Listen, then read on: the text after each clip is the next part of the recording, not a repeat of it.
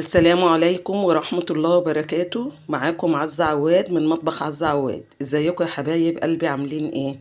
ادعوا لأهل فلسطين وغزة، ربنا ينصرهم، ربنا ينصرهم ويفك كربهم، امين يا رب العالمين. وحشتوني جدا. النهاردة انا هعمل لكم ايه؟ الكريب بس بالرقاق الطري. معايا اهو رقاق طري اهو، تمام. معايا دي كانت كام حتة فراخ كده فايضين من امبارح، قلت استغلهم واعمل بيهم كريب فراخ. هستعمل معاه ايه؟ ادي جبنة موتزاريلا، زيتون، كاتشب، مايونيز، بصل، فلفل. تمام، خليكم معايا وهوريكم هنعمل ايه. صلوا على رسول الله، عليك افضل الصلاة والسلام يا حبيبي يا رسول الله. حطينا الطاسة على البوتاجاز، هننزل بالبصل. تمام،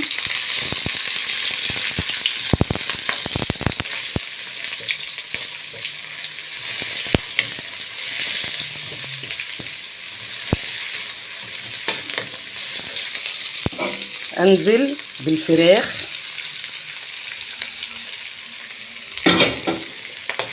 وافضل اقلب.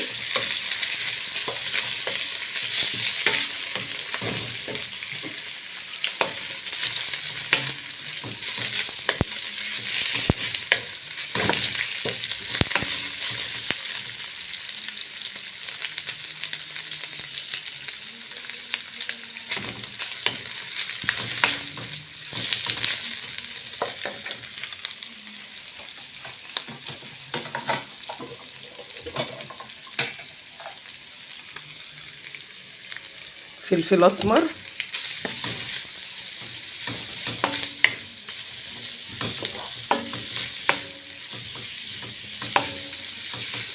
حاجة كده في منتهى السهولة. خلاص كده هطفي عليها وابدأ اعمل الكريب. اهي الرقاقة اهي، بتنيها كده.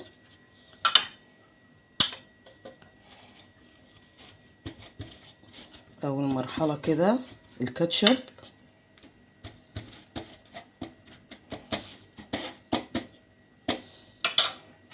تمام. هبدأ احط الفراخ،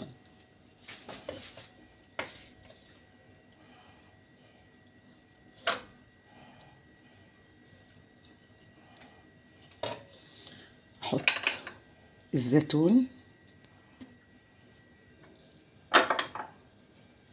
الفلفل اللي حابب السبايسي،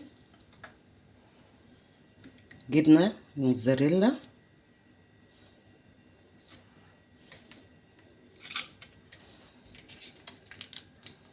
المايونيز.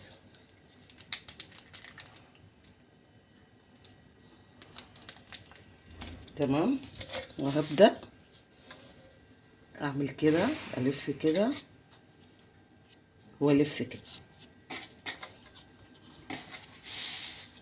نجيب واحدة تانية اهي. هعمل بقى كل الكمية بنفس الطريقة.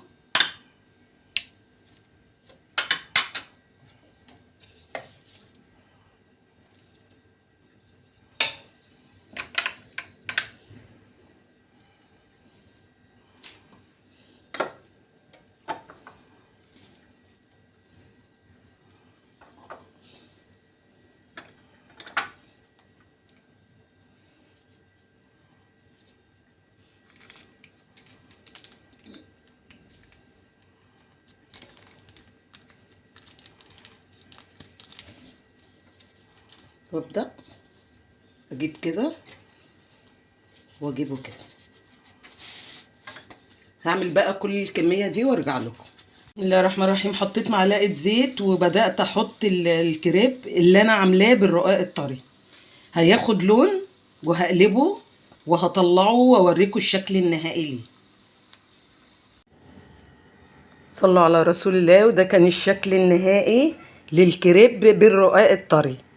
ما فيش كريب، ما توقفيش عندك رقاق اعملي بيه رقاق طري.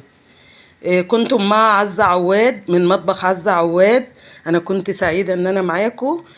ما تنسونيش في اللايك والشير، والسلام عليكم ورحمة الله وبركاته. ما تنسوش تدعوا لأهل فلسطين وأهل غزة، ربنا ينصرهم.